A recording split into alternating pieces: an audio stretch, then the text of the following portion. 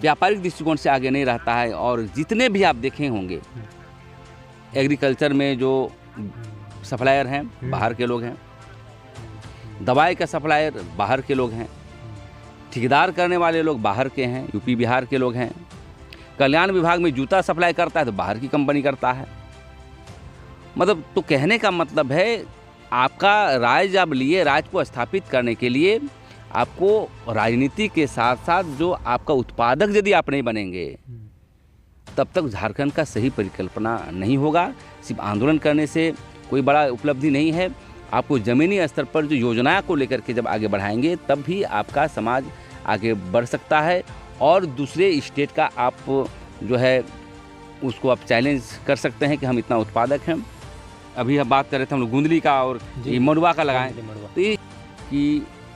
कृषि को एक उद्योग का दर्जा देना चाहिए और इस मामले को लेकर के हम कैसे काम करें इसको पहल करने के लिए आज हम अपने गांव के एक टांड में आए हुए हैं, जहां पर देखते होंगे वहां पर केचुआ खाद भी होता है और मुर्गी पालन भी होता है। अब ज़मीन के आंदोलन तो बहुत हो गया, ज़मीन भी बच गया, लेकिन खेती के तौर पर एक आंदोलन होने की आवश्यकता है, एक जागरूकता वाला आंदोलन की आवश्यकता है ताकि सरकार जुड़ करके किसानों को फ़ायदा पहुंचाए और किसानों और सरकारों के बीच और जो बीज की आवश्यकता है, जो उनको जो आवश्यकता की है, जैसे शेडों की आवश्यकता तमाम उपलब्ध करवाए। जोहार, इस वक्त हम लोग रांची ज़िले के नवागढ़ क्षेत्र में आए हुए हैं और यहाँ पर ख़ास तौर पे जो आदिवासी जन परिषद के संगठन जो चलाते हैं प्रेमसाई मुंडा और साथ ही भारत आदिवासी पार्टी के प्रदेश अध्यक्ष भी हैं, उनका भी आवास बिल्कुल हुंड्रू फॉल जब आप जाते हैं तो उसी बीच एक नवागढ़ गांव मिलता है, वहीं पर है। तो हमारी भेंट उनसे हुई है और हम लोग वार्ता करने वाले हैं ख़ास तौर पे इस क्षेत्र के बारे में और यहाँ पर हो रही खेती के बारे में, यहाँ पे किस तरीके से यहाँ खेती कर रहे हैं लोग, किस तरीके से कितना जुड़े हुए हैं, क्या कुछ स्थिति है, परिस्थिति है, सभी चीज़ों पर हम लोग वार्ता करेंगे। पहले जुड़ने के लिए सर धन्यवाद। जोहार और एक्समस की बहुत शुभकामनाएं और सभी आपके ट्रैवल न्यूज़ 1 के दर्शकों को। बिल्कुल, क्योंकि आज बहुत ही खास दिन है, आज क्रिसमस भी है और लगातार कहीं ना कहीं भारत पर्वों का देश है और हर महीने कहीं ना कहीं पर्व मनाया जाता है। तो उसी बीच हम लोग समय निकाल करके कहीं ना कहीं अभी नया साल भी आ रहा है, तो नया साल में एक लोगों के बीच एक मैसेज जाना चाहिए, क्योंकि नए साल में एक नई ऊर्जा प्राप्त करते हैं, कैसे क्या किया जाए, कैसे हर क्षेत्र में कैसे आगे बढ़ा जाए और पूरे साल का एक आत्मचिंतन आत्ममंथन किया जाता है कि कैसे अगले साल एक नई ऊर्जा के साथ एक नई चीज़ों के साथ कैसे शुरुआत किया जाए। खासतौर पे हम लोग इस वार्ता करेंगे कृषि को लेकर, क्योंकि भारत एक कृषि प्रधान देश है और ख़ासतौर पे झारखंड में पहाड़ों से घिरा होने के कारण यहाँ पर लोग और खेती बाड़ी से जिस तरीके से जुड़े हुए हैं, लेकिन अब यहाँ पर हम लोग खासतौर पर अनगढ़ा की बात करेंगे। तो हैं आपके पिताजी छत्रपति साई मुंडा, वो भी जैविक खेती के लिए काफ़ी जाने जाते थे इस क्षेत्र में और केचुआ खाद जैसे उन्होंने यहाँ पर कई काम भी किए हैं, तो हम लोग वहीं से शुरुआत करेंगे। तो फिलहाल यहाँ पर जब हम लोग जाएंगे, यहाँ पर अनगढ़ा से जब हम लोग घुसते हैं हुंड्रू फॉल जाने के दौरान, तो जितने भी खेत है धान की ही खेती होती, तो कौन कौन सी खेती किया जा सकता है इस क्षेत्र में? आज एक्समस है और एक्समस के दौरान जब हम रांची में थे तब हमें महसूस हुआ कि आज छुट्टी का दिन है, गांव आना चाहिए और हम ऐसे गांव आते रहते हैं जब भी मौका मिलता है। लेकिन इस क्षेत्र में आने के बाद ये पता चल रहा है कि कृषि को एक उद्योग का दर्जा देना चाहिए और इस मामले को लेकर के हम कैसे काम करें इसको पहल करने के लिए आज हम अपने गांव के एक टांड में आए हुए हैं, जहां पर देखते होंगे वहां पर केचुआ खाद भी होता है और मुर्गी पालन भी होता है। और इसी टांड में 5 एकड़ की टांड है और यहाँ पर आए हैं और हम लोग आदिवासियों को आपके मीडिया के माध्यम से एक संदेश के रूप में भी हम देना चाहते हैं कि ज़मीन को बेचें नहीं, ज़मीन को इस्तेमाल करें, एग्रीकल्चर बेस में उसकी खेती बाड़ी के बेस में, क्योंकि आने वाला समय इसी का है। दुनिया में अब खाने वाले मतलब खाने की कमी हो रही है। जी बिल्कुल। जैसे मड़ुआ की बहुत चर्चाएं होती है कि मड़ुआ का जो हमने दिल्ली में पता किया था तो 100 रुपये किलो है, वो भी कच्चा मड़ुआ। जब आटा बनाएंगे तो उसका हो सकता है बढ़ जाएगा। तो इसलिए आज हम लोग जो आए हैं और बात कर रहे हैं आपके मीडिया के माध्यम से, तो हमारा भी रुझान अब एग्रीकल्चर की ओर से ज़्यादा बढ़ रहा है। जो हमारे पुरखा, हमारे पिताजी, हमारे दादाजी जो है खेती करते थे, आदिवासी खेतीहर समाज होते हैं, तो अब जैसे जैसे उम्र बढ़ रहा है वैसे वैसे लग रहा है कि खेती बाड़ी को ज़्यादा करना चाहिए और एक व्यापारिक तौर पर हमें इसको बढ़ाना चाहिए। इसलिए हमारा जो ऑर्गेनाइजेशन है हर जगह है, जहाँ जहाँ आदिवासी क्षेत्र है, पहले हम लोग शुरुआत करेंगे और शुरुआत करने के बाद हम जहाँ जहाँ हमारे मित्र बंधु हैं, तमाड़ के क्षेत्र में, सिल्ली के क्षेत्र में, जहाँ रैयत मतलब परती पड़ा हुआ रहता है ज़मीनें, जो कोई कुछ नहीं करता है, लोग बेचना चाहता है, तो उसको एक मड़ुआ की खेती करेंगे और गुंदली की खेती करेंगे और जो भी मेडिसिन काम होता है वो हम करेंगे। और इसी कड़ी में आज हम लोग यहाँ पर आए हैं और एक पार्टी के माध्यम से एक प्रतिनिधि मंडल यहाँ के मुख्यमंत्री और यहाँ के खासकर कृषि मंत्री जो शिल्पी नाहर तिर्की को भी हम संज्ञान दिलाना चाहेंगे और स्मारक पत्र सौंपेंगे कि झारखंड में कैसे बढ़ाया जाए। एक सलाह के रूप में एक जैसे बहुत अभी नामें हो रही है मंत्री जी का जी कि एग्रीकल्चर बेस में रुझान आ रहा है और ऐसे महिलाओं को आगे बढ़ना चाहिए और महिलाओं को राजनीति में आना चाहिए। और इसी कड़ी में हम लोगों ने सोचा है कि गुंदली की खेती, मड़ुआ का कैसे होगा प्रोजेक्ट, केचुआ खाद का कैसे प्रोजेक्ट होगा और उसकी गांव-गांव में ट्रेनिंग कैसी होगी केचुआ खाद ट्रेनिंग का, ताकि यहाँ के नौजवान जो पलायन कर रहे हैं, कोई चेन्नई जा रहा है, कोई बेंगलोर जा रहा है, तो उसको कैसे आत्मनिर्भर बने गांव में और उसकी मार्केटिंग सिस्टम कैसे डेवलप हो उसकी, क्योंकि ज़्यादातर हम देखते हैं कि जो भी फंडे आता है एग्रीकल्चर बेस में मुर्गी फार्म के लिए, बकरी फार्म के लिए, चाहे कोई भी शेड बनाने के लिए, तो लोग क्या करता है कि उसको कागज़ कलम से पैसा वो खा जाता है। और देखिए इस साइड में देखेंगे यहाँ पर हम लोग फूल की खेती कर रहे हैं जी, और अब सोचे कि मड़ुआ की खेती करेंगे। तो इसी तरह आज गांव में आए हैं और इसको हम समझते हैं कि जनवरी फरवरी में हम लोग शुरू करेंगे। और अमरूद की खेती हमने कहीं यूट्यूब में देखा था, फेसबुक में देखा था कि अमरूद की खेती में एक तो छत्तीसगढ़ में कर रहे हैं और एक ताइवानी अमरूद जो कहा जाता है बड़े बड़े होता है, और वो हरियाणा के क्षेत्र में भी करता है और विदेश भेजता है उसको, या जेली बनता है जहाँ पर इंडस्ट्री में भेजते हैं, लेकिन उसकी सालाना कमाई सोच रहे 50 लाख है। तो हम समझते हैं कि ये नौकरी करने पर भी नहीं मिलेगा, कोई दूसरी व्यापार भी करने को नहीं मिलेगा, क्योंकि आने वाला समय में हमको लगता है कि खाने को दिक्कत होगा लोगों को। तो उसी को लेकर के एक व्यापक रूप से पार्टी लाइन पर एक मेमोरेंडम बना करके कि क्या क्या हम आदिवासियों को कर सकते हैं, उसको लेकर के एक स्मारक पत्र हम लोग सौंपेंगे। क्योंकि ज़्यादातर आप देखे होंगे जब देहात जाते हैं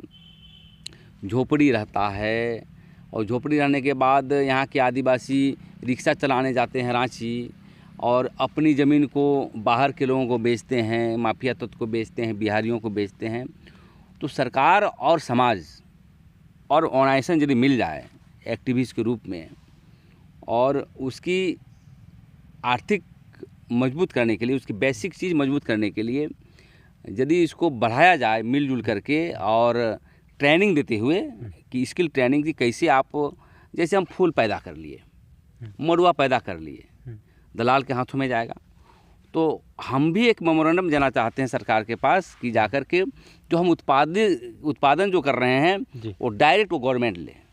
और बढ़िया रेट से ले। क्योंकि देखिए आदिवासियों में क्या होता है कि बहुत सारी ट्रेनिंग दी जाती है, उत्पादन बहुत करते हैं, और जब बेचने के लिए बोलेंगे तो बेच नहीं पाता है, और कोई दलाल तबके के लोग आता है उसको औने पौने दाम में ले जाता है। तो आज इसी दौरे में हम लोग आए थे और एग्रीकल्चर हमें लगता है कि आदिवासियों को बचाया जा सकता है, क्योंकि हमारे पुरखा दर पुरखा लोग पारंपरिक खेती करते थे जिसमें कोई केमिकल नहीं है, कोई जहर नहीं है। लेकिन आज जो भी हम लोग खा रहे हैं जहर खा रहे हैं। आप कहीं भी देख लीजिए, रांची के क्षेत्र में, दिल्ली के क्षेत्र में जितने भी सब्जियां स्वाद नहीं लगता है, पूरा उसके साल्फेट से लगा हुआ है। और गवर्नमेंट इस पर चिंतन नहीं करती है, ऑर्गेनिक फार्मिंग पर चिंतन नहीं करती है, बल्कि कमीशन लेने के फेर में आप यूरिया को जो है डेवलप कराता है लोग। तो हम चाहते हैं कि जो हमारे पुरखा लोग जो किए थे, जैविक खेती की ओर योजना बनाए थे और बना के चल रहे हैं, उसको एक महत्वाकांक्षी योजना के तर्ज पर पूरे झारखंड राज्य में इसका इस्टेब्लिश हो। एक तो आप डेयरी प्रोजेक्ट लगाएं, दूध बेचें उसको, और जो गोबर होता है उससे आप वर्मी कंपोस्ट बनाएं। इस तरह का इंडस्ट्रियल मतलब एग्रीकल्चर बेस्ड इंडस्ट्रियलाइजेशन डेवलप होगा, तभी आप आगे बढ़ सकते हैं। आज मैं आपके मीडिया में मैं कहना चाहता हूँ कि आदिवासियों का जो नेचर है, दर्शन है, उसको व्यापारिक दृष्टिकोण से नहीं जाना चाहता है। आप ठेका पट्टा भी दे दीजिएगा तो नहीं कर पाएगा, बिजनेस का पैसा भी देगी तो नहीं कर पाएगा। तो उसके लिए भूख बढ़ाना पड़ेगा, पैसा का भूख, बिजनेस का भूख और मैनेजमेंट। आदिवासियों में मैनेजमेंट एकदम नहीं होता है, मतलब वो उनका जो नैसर्गिक गुण है, आदिकाल से चला आ रहा है, खाओ पियो और रहो, एंजॉय करो, और व्यापार का कोई दृष्टिकोण है। लेकिन समय बदला है जी। आज आदिवासी समाज हम राजनीतिक क्षेत्र में है, आदिवासी का समाज का पैमाने पर नौकरी करवाना चाहते हैं, धंधा पानी करवाना चाहते हैं। तो वो देखते हैं कि स्थानीय नियोजन नीति के अभाव में जब नौकरी नहीं मिलती है तो हमारे समाज के लोग, कोई ज़मीन दलाली कर रहा है, कोई कहीं क्या कर रहा है। लेकिन हम लगता है कि यदि इस पर एक वैचारिक क्रांति हो एग्रीकल्चर बेस में, तो हम समझते हैं झारखंड के लोग, हालांकि कृषि का संभावनाएं कम रहने के बावजूद भी यहाँ जिस प्रकार से खेती होती है, जिस प्रकार से यहाँ पर एग्रीकल्चर का जो संभावनाएं हैं वो बढ़ाया जा सकता है। लेकिन गवर्नमेंट को एक ट्राइबल सप्लान का जो पैसा है, वो पैसा से यहाँ पर 50-50 के तौर पर एक इनको ट्रेनिंग देते हुए आपको आगे बढ़ने से इसको बहुत बड़ा जो है मतलब रोज़गार का संभावनाएं हो सकता है और आदिवासी समाज सबल बनेंगे। जैसे आप देखते होंगे, अभी बातें हो रही थी आपके साथ, करनाल में या हरियाणा में, और वहाँ पर जो है खेती क्या बोलते हैं, डेयरी प्रोजेक्ट घर घर है, बिल्कुल दूध मट्ठा खाते हैं। तो हमें इस चीज़ों को एक वैचारिक रूप से करना चाहिए। और जो ऑर्गेनाइजेशन चलाते हैं हमारे संगठन के लोग, धार्मिक संगठन चलाते हैं, जन संगठन चलाते हैं, तो आप आंदोलन आप रोड में भी करें, आंदोलन आपको ज़मीन स्तर पर भी करना पड़ेगा। सरकारी योजनाओं को कैसे ज़मीन पर इम्प्लीमेंट हो, कैसे उस पर जो है उत्पादक कैसे हम बने, और कैसे गवर्नमेंट को मदद करें, और कैसे समाज आगे बढ़े। और गवर्नमेंट को भी मदद करनी चाहिए, क्योंकि राजनीतिक और सामाजिक का मतलब ये नहीं है कि हम सिर्फ आंदोलन करें जी। आंदोलन का बेस एग्रीकल्चर होना चाहिए। आंदोलन का बेस समाज को आगे बढ़ाने के लिए स्किल करना चाहिए। मतलब सभी मुद्दे पर आज आप इस पर नहीं करेंगे। आदिवासी मूलवासी तो हम देखते हैं कि व्यापारिक दृष्टिकोण से आगे नहीं रहता है, और जितने भी आप देखे होंगे एग्रीकल्चर में जो सप्लायर हैं बाहर के लोग हैं, दवाई का सप्लायर बाहर के लोग हैं, ठेकेदार करने वाले लोग बाहर के हैं, यूपी बिहार के लोग हैं, कल्याण विभाग में जूता सप्लाई करता है तो बाहर की कंपनी करता है। मतलब तो कहने का मतलब है, आपका राज आप लिए, राज को स्थापित करने के लिए आपको राजनीति के साथ साथ जो आपका उत्पादक यदि आप नहीं बनेंगे, तब तक झारखंड का सही परिकल्पना नहीं होगा। सिर्फ आंदोलन करने से कोई बड़ा उपलब्धि नहीं है। आपको ज़मीनी स्तर पर जो योजना को लेकर के जब आगे बढ़ाएंगे, तब भी आपका समाज आगे बढ़ सकता है, और दूसरे स्टेट का आप जो है उसको आप चैलेंज कर सकते हैं कि हम इतना उत्पादक हैं। लेकिन आज के दिन में देख रहे हैं कि ज़्यादातर सप्लायर, ज़्यादातर ठेकेदार बाहर के हैं। तो इसलिए मैं अपील करना चाहता हूं आपके मीडिया के माध्यम से, जो समाज, खासकर आदिवासी समाज को, मूलवासी समाज को, एक सरकार को तालमेल बना करके हम कैसे एग्रीकल्चर बेस्ड उद्योग को हम डेवलप करें और गांव में ही हमारा ताकत हो।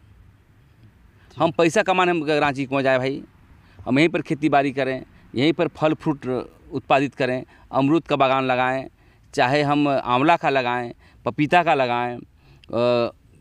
अभी हम बात कर रहे थे हम लोग गुंदली का और क्या क्या ये मड़ुआ का लगाएं। तो लेकिन जिस तरीके से जैसे आपने कहा कि काफ़ी अपॉर्चुनिटी हैं, लेकिन देखा जाता है ख़ासतौर पे ट्रेनिंग की भी ऐसे बहुत कम सुविधा दी जाती है किसानों को, या फिर ज़मीन तो अवेलेबल रहता है लेकिन वो जो सुविधाएं देनी चाहिए जैसे बीज का अगर, लेकिन अभी कृषि मंत्री के द्वारा जो शिल्पी न्यातर की, उन्होंने कहा है कि गोंदली की खेती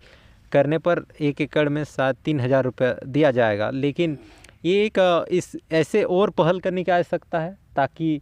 खेती हो और एक बेचने का भी एक माध्यम हो। जैसा आपने कहा कि डायरेक्ट गवर्नमेंट वो उसको ले और एक MSP एक रेट होनी चाहिए और उसके अनुसार इससे कृषि जो यहाँ के गांव के जो लोग हैं, जो कृषक हैं, वो जुड़ाव महसूस करेंगे और खेती के ऊपर होंगे, और होने से क्या होगा, पलायन भी कम होगा। क्योंकि जैसा अभी हमारी वार्ता भी प्रेमसाई मुंडा जी से हो रही है, क्योंकि लगातार इनका संगठन से काफ़ी लोग जुड़े हुए हैं और विभिन्न जिलों के जुड़े हुए हैं। तो क्या कहेंगे अगर गवर्नमेंट की तरफ से इस तरीके से कृषि के क्षेत्र में अगर पहल करती है, पशुपालन हो गया, मुर्गी पालन हो गया, फिर गोंदली मड़ुआ जो अभी काफ़ी पूरे देश के इसका रुझान भी बढ़ा है, और इन जो गोंदली और मड़ुआ की ओर काफ़ी अग्रसर हुआ है। भगवान बिरसा मुंडा की ओर जाएंगे तो मड़ुआ रोटी, जिस तरीके से उन्होंने मड़ुआ रोटी का उन्होंने सबसे ज़्यादा उन्होंने अपना जीवन में सबसे ज़्यादा कहीं ना कहीं मड़ुआ रोटी का उनका अहम योगदान था। तो ऐसी चीज़ों को कहीं ना कहीं एक पहल करना चाहिए बचाने का भी, और एक तरीके से बीज उपलब्ध। हाँ बिल्कुल बिल्कुल, सरकार का जो काम है अभी इतना करने से हम संतुष्ट नहीं हैं। इच्छा शक्ति जगा करके आप गांव पर एक तालमेल बना करके, एक ही तो आंदोलन है ना, जैविक कृषि आंदोलन, एग्रीकल्चर आंदोलन, और परिवर्तन तभी हो सकता है जब आप सोच रहे हैं कि किस चीज़ का खेती कराएंगे। तो किसान को हम 3,000 रुपये दे रहे हैं तो उसको जा रहा है कि नहीं, और जा रहा है तो वो खेती कर रहा है कि नहीं। अभी बहुत सारे चीज़ को आप वैज्ञानिक तौर पर एग्रीकल्चर खेती होता है, तो सबसे पहले किसान का एक चयन हो पूरे राज्य में, गरीब किसान हो, अमीर किसान हो, जो भी किसान, जो इच्छा शक्ति हो खेती पर, एक आपको जागरूकता अभियान चलाना पड़ेगा इस पर कि हम खेती के माध्यम से भी आगे बढ़ सकते हैं। क्योंकि अभी भी विश्वास है कि चर्चाएं कि खेती बाड़ी करने से लाभ नहीं होता है इसलिए छोड़ दिया है साझा, हम लोग स्वयं साझा दिए हैं, लेकिन साझा से नहीं। हम समझते हैं कि जिस प्रकार से हम दिल्ली गए हुए थे और सरस मेला लगाया हुआ था, तो जो मड़ुआ का जो रोटियां थी उसकी ज़्यादा डिमांड था, ज़्यादा खा रहे थे और उसकी केक खा रहे थे, और डॉक्टर ने भी कहा है कि इसमें बहुत सारे चीज़ गुणवत्ता है जी, कैल्शियम। तो इसलिए रबी फसल हो चाहे धान फसल हो, चाहे आप एग्रीकल्चर बहुत बड़ा पैमाना है। लोग लगता है कि एग्रीकल्चर में कोई काम नहीं है, कोई मिनिस्ट्री को मिलता है एग्रीकल्चर डिपार्टमेंट, तो लगता है कि हमको ठग दिया, लेकिन एग्रीकल्चर में इतनी संभावना है। बकरी पालन हुआ, सुअर पालन हुआ, गाय पालन हुआ, और विभिन्न प्रकार के मेडिसिनल प्लांट हुआ, ऑर्गेनिक प्लांट हुआ, सुगंधित पौधे हुआ, इतनी पूरे दुनिया को ये दिशा दे सकता है झारखंड। जी बिल्कुल। और लेकिन इस पर काम एकदम नहीं हो रहा है। काम होने का मतलब यह है कि सबसे पहले पैसे का भाव, तो आप अनुदान के रूप में आप किसान को कितना दे रहे हैं, और खेती हम चाहते हैं, ज़माना बदल गया है, अब खेती वही करिए जो फ़ायदा हो, व्यापारिक दृष्टिकोण हो। नींबू की खेती, मड़ुआ का खेती, बकरी का पालन, है ना, और जो तुरंत जो है वो मार्केट में बिक जाए और सामान ले।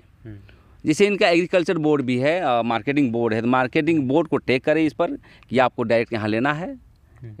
टाइप करके, तो इसके लिए पहल करनी चाहिए। और जैसे अभी हम लोग केचुआ खाद हम लोग कर रहे हैं, और केचुआ खाद में हम लोग का नशा है, एक क्या बोलते हैं उसको, हॉबी है। एक नशा लग गया, फ़ायदा हो चाहे नहीं करेंगे। मैं समझता हूँ यदि आज पूरे हिंदुस्तान में एक जगह ही ऑर्गेनिक स्टेट है, वो सिक्किम है, वहाँ पर केमिकल बैंड है। और यहाँ भी यदि चाहेगा लोग धीरे धीरे करते हुए तो यहाँ पे भी ऑर्गेनिक स्टेट बन सकता है। और यहाँ के ऑर्गेनिक फार्मिंग कहने का मतलब कि सिर्फ जैविक खाद से डाल करके, जो भी जैविक वस्तु होते हैं उसको डाल करके उत्पादित करना, ताकि केमिकल लेस हो। आजकल क्या करता है देखते हैं कि ज़्यादा गोभी को मतलब पैदावार करने के लिए लोग डाल रहा है। बहुत कोई तो ऐसे भी लोग होते हैं कि केचुआ खाद और यूरिया खाद मिला के डालते हैं। एक दूध है, वो जहर है,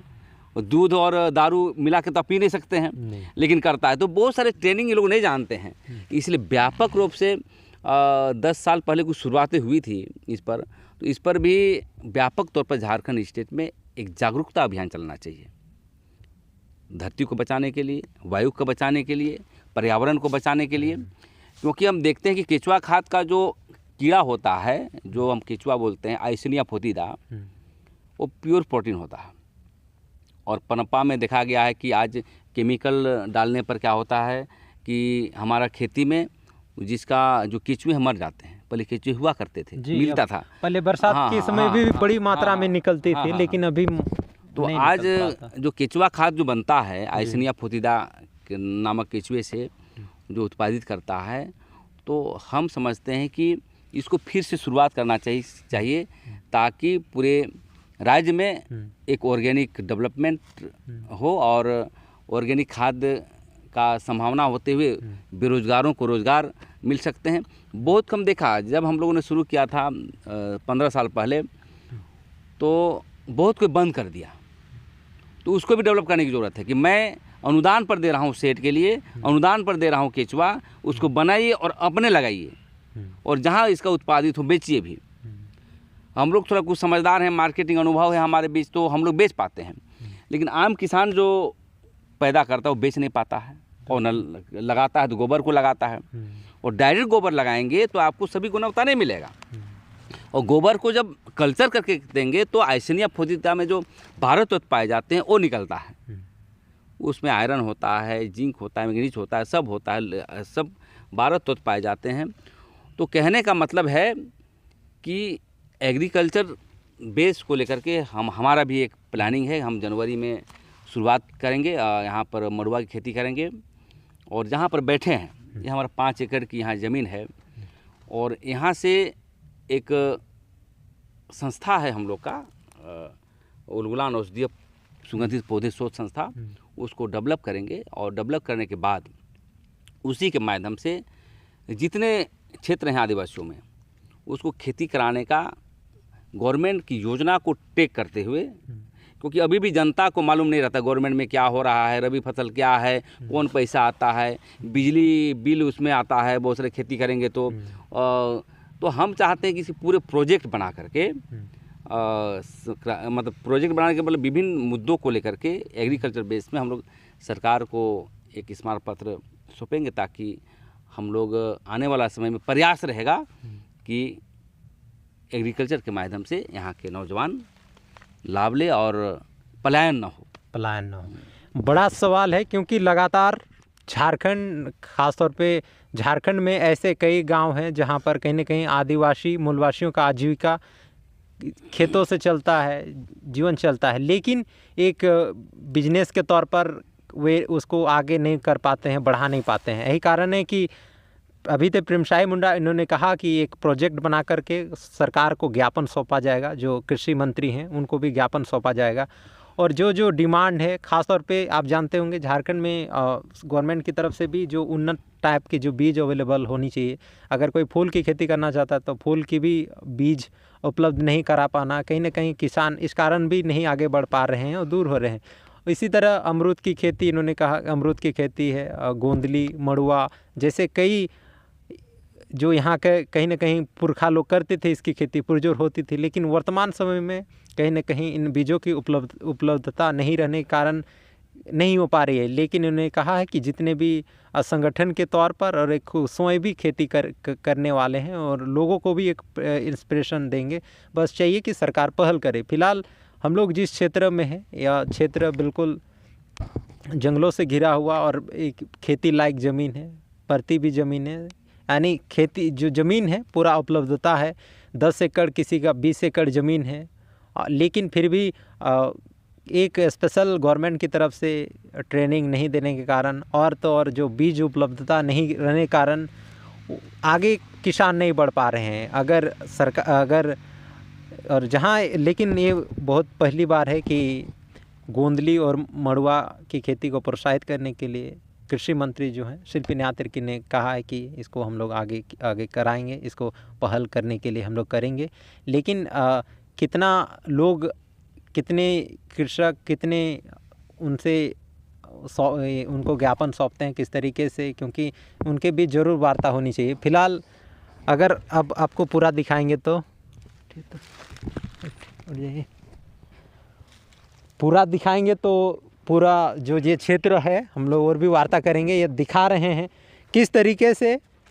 जंगलों से घिरा हुआ, घिर रहने के बाद किस तरीके से ज़मीन इसी तरह बंजर पड़ी रहती है। तो एक बहुत बड़ी जो प्लान होता है शहरों की ओर, जो एक बड़ी आबादी गांव से शहर की ओर जा रहा है, वो रुक सकती है। जैसा प्रेमसाई मुंडा ने भी कहा कि एक बड़ी संख्या गांव से शहरों की ओर प्लान हो रहा है, जबकि गांव में ही सारा कुछ अवेलेबल है, पानी है, बिजली है, सारा कुछ है। लेकिन एक अच्छा गवर्नमेंट का पहल नहीं है, जिसका कारण जो ज़मीनें हैं वो बंजर होती जा रही है और उसमें खेती नहीं हो पा रहा है। अगर सरकार बीज की उपलब्धता करती है तो आने वाले समय में एक अच्छा अपॉर्चुनिटी हो सकता है और पंजाब की तर्ज पर और भी अन्य जगह जो खेती हो रहा है उसके तर्ज पर आगे बढ़ा जा सकता है। फिलहाल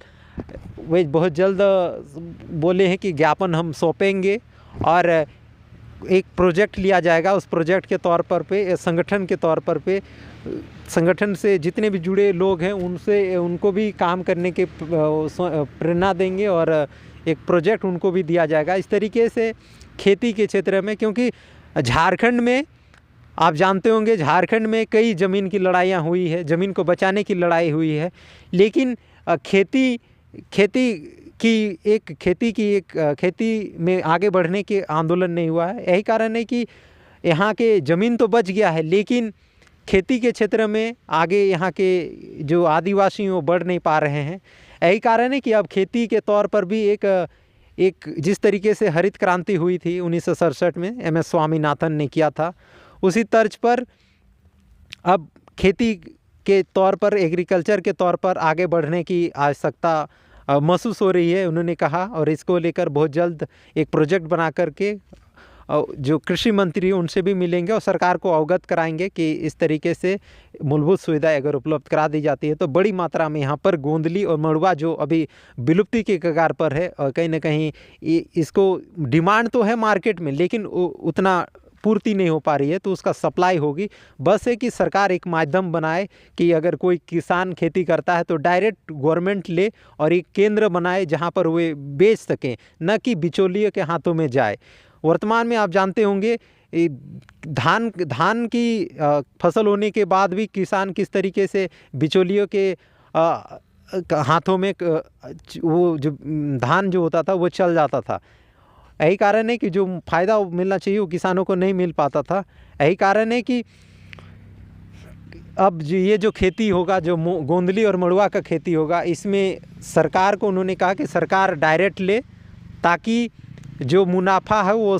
किसानों में दिखे और कहीं ना कहीं अगर वे खुश होंगे तो कहीं ना कहीं एक आत्मनिर्भर गांव भी बनेगा, और आत्मनिर्भर गांव बनेगा तो एक आत्मनिर्भर